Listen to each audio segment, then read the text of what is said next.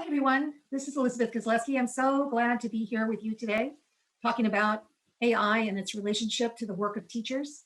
I'm going to share a slideshow and talk you through my ideas about it, and I hope that they help you to think more completely when you design AI and think about the integration with the work of teaching itself. Let me share my slideshow with you.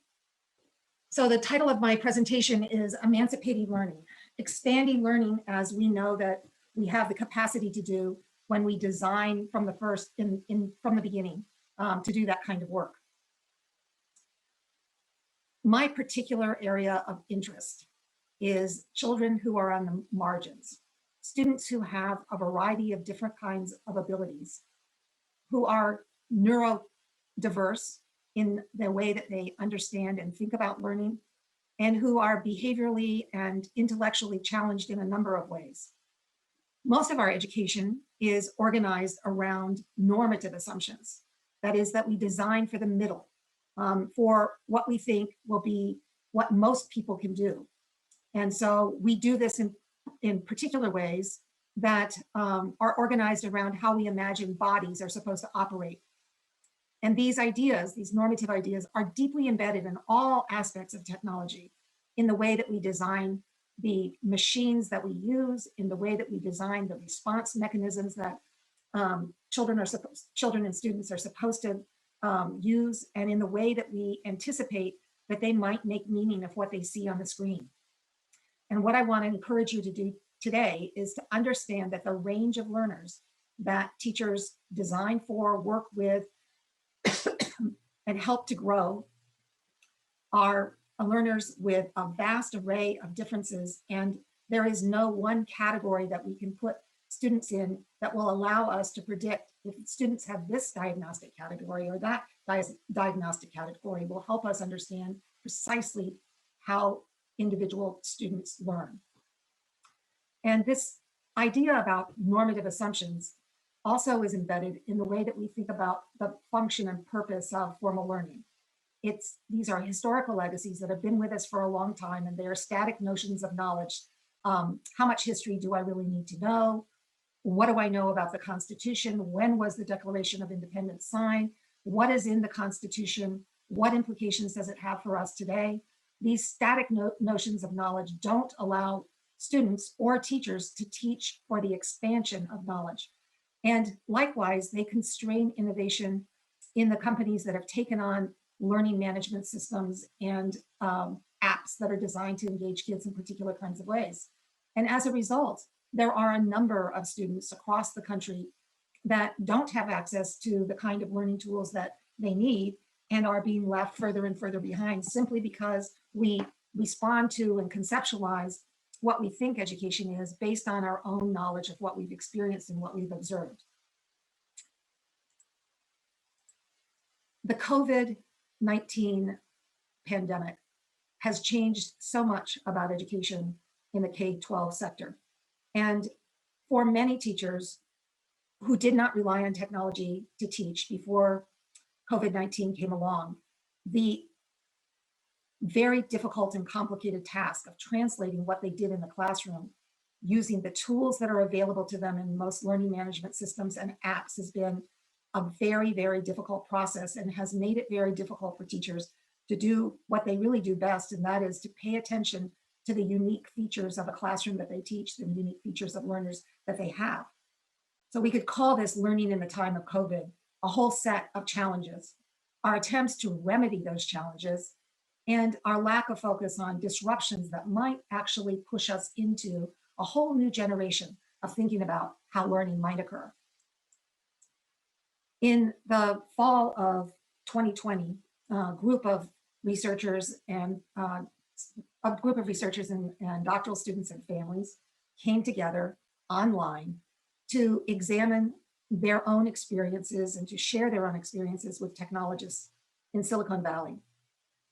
And the parents and students reported to us the kinds of things that you've been reading in the press and in many, many, many research briefs, that students feel socially disconnected from their peers, that they miss the embodied cues that support fractured attention when in a classroom your mind drifts for a moment and then you notice that everybody's standing up to go line up at the door, or that a bell is rung and you need to do something else, or a teacher's asked a question and you're supposed to respond. All of those things are the guardrails for all of that are actually embodied in the other students in the classroom. And when those are gone, it makes it incredibly difficult for students to stay focused and to maintain their focus over the time period that they have in front of the computer. And the other thing that the computer does is it makes it feel more dangerous, less safe for students to ask for help, for responses to their needs, for their responses to their confusions and their supports. And unless a child knows how to ask for that, or they have a family member who can support that, it means that there's insufficient and inequitable amount of one-on-one time with teachers to kind of get the coaching that students need to hop over a small hurdle. Teachers and families also told us that tech needs to be designed for the edges of users, for the possibility of the different kinds of needs that learners might have, and that all learner software needs to be designed for the entire spectrum of abilities, languages, and tech expertise. Teachers need all kinds of access to what kids are experiencing, feeling, and needing in order to be safe, to feel resilient, and to be willing to continue to try. Teachers also need information about who their kids are, where they come from, what their identities are, how they're experiencing school, what kinds of things are making their, raising their interests, and what kinds of things are decreasing their motivation. Teachers need information that directs them to specific pedagogical design practices and tactics that will help them create online worlds that are as exciting and perhaps more so than the classroom spaces that many children experience. Families tell us that they are the first educator in their family. They are tasked in this time of COVID with making sure that their students get up on time, get to their computer on time, get their homework done, stay on task when they have the time with their teachers. And families doing this need connections with other families. They too are isolated in this quest to continue the education effort. They need explicit ideas to best support their students, and they need to be able to get them just in time. They need rapid communication flow with their school personnel, and they need an erasure of the language barriers that exist between families who speak other languages other than English and who don't know all of the idioms or the formal education language that is used in schools. And then finally, we need lots of help in the education sector to leap over the kinds of technical problems that individuals are facing because of complicated protocols that are built into the learner management systems, because of the user errors and their lack of experience in trying to problem solve, and also having difficulty following online directions about how to fix those. We need to make sure that when grades and papers are submitted, that they're submitted in a way that is error-free, so that teachers get the information, the materials, the products that students need to have graded, and are able to insert those grades and those responses accurately. There's nothing that makes a child feel more deflated than getting something in and then getting a poor grade or no grade, and then finding out later that all of their emotionality around that was actually due to not submitting it in the right place, to a teacher not getting it, or to a teacher not having the right tools to actually put grades in the places that they need. We need fail-free submission portals. We need universal access to the internet. We need seamless hardware and software plugins so that users don't have to make those connections. The meanings of access are constituted in these relationships between the user and the schooling environment. And when we make it very difficult for people to use the technology, the place of blame falls inside of the individuals who are failing at using it. That is not the place that we need to be as we move forward in constructing opportunities for people to fluidly manage the digital learning space. Learning spaces are now understood as culturally constructed, even as social relationships are spatially constructed. How a space is perceived, what I need to do in it, and how a space is created, that is the intentionality of the people who designed it, and how a space is lived in are three dimensions of space that need to be considered as developers begin to think about what are the features that we want to build into the work that we do. All elements of space, the first space, how it's perceived, the second space, how it's built, and the third space, how it's lived in, are open to the potential for change and movement, but also for barriers. Fundamental to creation of democratic access for all is to consider the power relationships in terms of who's allowed to imagine those spaces. If it's all left up to the IT specialists, we're not going to get the kinds of spaces that actually sing to our users. And if some people are restricted to upholding the social processes that define a space and they're limited to others, we are going to have privileged IT users just the way that we have privilege that exists in the social spaces in face-to-face relationships. So these are the kinds of things that we learned this last fall when we talked with families, students, and teachers and technologists in the Silicon Valley. And we encourage you to think about those things as we move from the notion of learning as a process of accumulation to learning and knowledge development as coming from the people who are engaged with understanding and making movement and making meaning. We want you to think a little bit about a changing role of educators. Educators not as the deliverers of specific content, but educators as mediators of learners' access to the tools for learning within a content space, and as the curators of experience and experimentation in particular spaces. This is a movement away from the lone arranger, the teacher as the lone arranger of the classroom space and the who polices bodies and thinking in that space, to actually sitting alongside the learner, experiencing learning as the learner experiences it and developing it forward. This is the possibility of what artificial intelligence can begin to provide and accelerate the opportunities to learn that all children have. All learning is not complete. All learning is not distinguishable to students. And one way that we learn in space, in real space, is that we move from peripheral participation, where we're able to observe and take baby steps in learning how to do something, to the development of expertise that allows us to use materials and processes in novel ways that we may not have understood in the beginning when we observed other people, and as we developed our expertise that we no longer see as limits to the way that we think about our work. I want to talk to you about this idea of expert mediation, because this is the role that we want to build into the relationship between artificial intelligence and teachers, so that AI can take over some of the expert mediation that's required to move into expertise. One of those features is the capacity to observe. That is, to watch where an end user is moving their eyes and their body as they see new stimuli, to watch the hesitation and the rapidity with which they make responses, the kind of choice making that they make in terms of where they choose to click on the screen and where they don't, and whether or not they're getting all of the aspects of the environment before they make choices.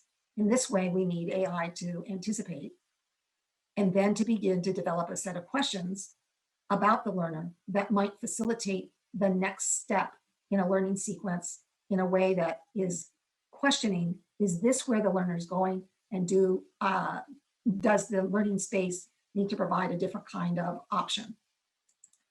The fourth element is to offer feedback that helps the learner understand what's necessary in order for them to go to the next step. It needs to select scaffolds that are based on how the problem-solving practice of a particular learner appears to be developing, and to offer scaffolds for that learning so that the learner can go backwards or sideways to develop a new and more refined understanding of how to think about a problem or how to move through a problem carefully as they seek to obtain mastery and develop more expansive forms of that particular practice. Learners need to be reminded to draw on strategic knowledge, to look at the analytic features of a field, to make sure that they understand definitions, to make sure that they understand what the tactics are of beginning to engage themselves in a particular content area, and to promote thinking about what the end product may be so the learner doesn't spend too much time on the wrong kinds of information gathering and focuses energy and creativity on a pathway that will lead to some success. At the same time, a learning environment needs to foster social and emotional resilience. This is something that I can do. I took this baby step and here's what happened. And to build joy and humor and laughter into the process. And along the way, allow the learner to refine their outcomes and define success. All of this can happen in partnership with the rapid improvements to artificial intelligence. The use of any technical tool cannot be decoupled from the expectations of learning that are upheld in the spaces in which it will be learned. Learning about how students use technology in different in and out of school social spaces can afford educators and their AI partners to gather clues to how to design the spatial features of schooling context that can be altered to support student development. In this context, families, and even more importantly, students themselves remain invaluable resources for the design of learning. So how do we proceed to make and map critical beings?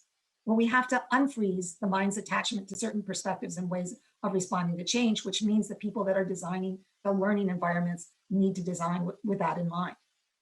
We need to recognize and embrace that change requires interaction and collaborative mirror-holding discourse, the learner with themselves, but also the learner in partnership with other learners and with the teacher as a mediator.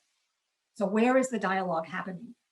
We need to be able to see or recognize in ourselves what we're doing so that we can begin to push ourselves in new ways. Let's use the paradigm of research in the design of lessons so that students are alongside of us in collecting and looking at data to make meaning of what they're learning, how they're learning, and whether or not that path is taking them in a journey that will result in the kind of cultural familiarity and also expansion that they want.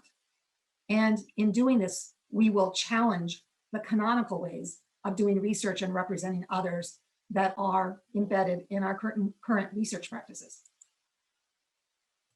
So if we want our students to engage in doing theory, that is making up theory about what they anticipate will happen, they need practice to zoom in and magnify details and tailor things to the context, as well as examining macro level phenomena and validating broader patterns and sequences. And programs that we design for them, their learning, need to really move back and forth between these two spaces. So one way that teachers learn to diffuse this bifurcation of theoretical forms, that either we zoom in or we look at macro level phenomena, is through things like the creation and use of interactive video that students can create as they begin to capture what they are learning as they do the work. And in doing so, we help them learn through counterbalancing perspectives between the whole and the microscopic. So what are we creating? We're creating the new educator. The new educator who uses the signals and discourses of communities of practice, who embeds themselves in everyday life alongside their students with specific tools to engage, support, and expand learning. The new educator practices the discipline they teach, which suggests to me that the people that are designing our online learning tools also need to be practicing learning with learners from the edges so that they understand more deeply and completely the full range of human capacity, interest, and opportunity. The new educator helps students choose educational experiences that prepare them to become both practitioners and teachers, regardless of their career choices. So if we have educators who practice the discipline they teach, that means that we need to prepare people in the professions and trades to become teachers, to do the kind of work that we're talking about. And lastly, the new educator brokers culturally responsive learning across multiple social and cultural contexts, designing again for the edges of human capacity.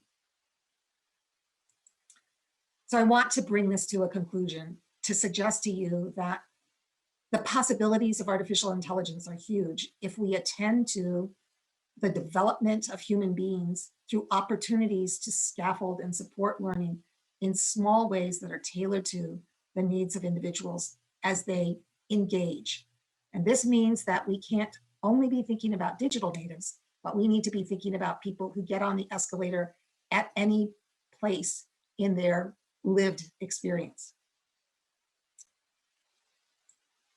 Emancipating learning is a symbiotic relationship between the user and the designer, between the teacher and the students that they plan to support. When teachers are learners with their students, they build repertoires of shared knowledge that lead to innovation and the co-production of outcomes. Educators use critical social and cultural perspectives to maximize rapport and reciprocity among learners in ways that are ethical and empowering for individuals, groups, and communities. By opening up the architecture of learning spaces, learners cross boundaries among ways of knowing, moving back and forth from the familiar to the unfamiliar, adapting an interdisciplinary approach to how knowledge is produced, mediated, and expanded. Thank you so much for spending this time together with me. I want you to visit us at the Learning Differences Initiative on the Stanford campus, where we are making a difference in the lives of children with specific attention to the complex neurodiversities of all learners. Thank you so much. Have a great day. Take care.